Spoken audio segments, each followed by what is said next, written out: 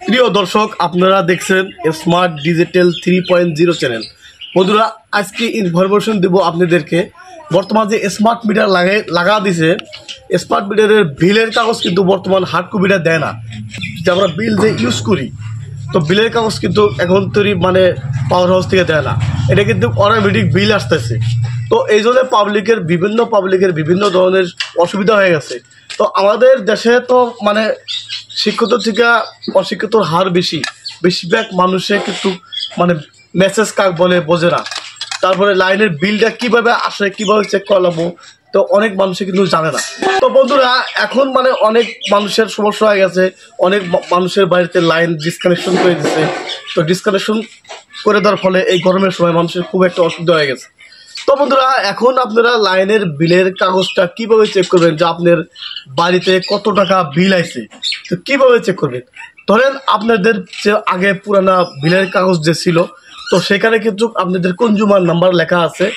সেই consumer number দিয়ে আপনারা ফোনপে হোক বা গুগল পে, পেটিএম, না হলে মাই বিজলি অ্যাপস, তো এগুলা অ্যাপসে যায় আপনারা আগেকার যে পুরানা বিলের কাগজ যে ছিল, সেই কাগজে দেখবেন আপনাদের লেখা আছে, কনজিউমার আইডি লেখা আছে। তো কনজিউমার আইডি হয়তো ফোনপে থেকে আপনারা কনজিউমার আইডি চেক করবেন, মারবেন, মাসের শেষে মারবেন, 1 তারিখে হয়তো সার্চ করবেন, সার্চ করে দেখবেন আপনাদের বিল অলরেডি এসে গেছে। তো এখন সমস্যা হলো কি, অনেকে হয়তো মেসেজ চেক করে থাকে বা মেসেজ কোনো সময় আসে না, তারপরে বিলের কাগজ তো দেয়ই না। তো কীভাবে লাইনের বিলটা পেমেন্ট করবেন? তো আপনারা আপনাদের কনজিউমার আইডি নিয়ে হয়তো আপনারা পাওয়ার হাউসে যেতে পারবেন, পাওয়ার হাউসে যা বিল পেমেন্ট করতে পারবেন।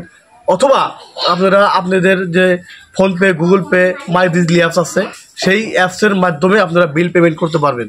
তো বন্ধুরা, অনেক মানুষের সমস্যা হয়ে গেছে, লাইন ডিসকানেকশন করে দিচ্ছে। তারপরে মান্থলি যেটা বিল আসে, আগেকার তুলনায় এখন কিন্তু বিলটা দ্বিগুণ হয়ে আছে। তো বিলের সংখ্যাটা অনেক বাইরে আছে। তো বিল এইরকমভাবে যদি বিল বাইরে থাকে, পাবলিকে কিভাবে লাইনের বিল দিব?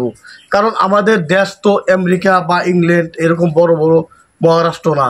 কারণ বড় বড় দেশে, বড় বড় সিটিতে ইনকাম বেশি, তারা 1 মাসে 2 মাসে 10,000 5,000 হয়তো যে কোনো ধরনের বিল দিতে পারে।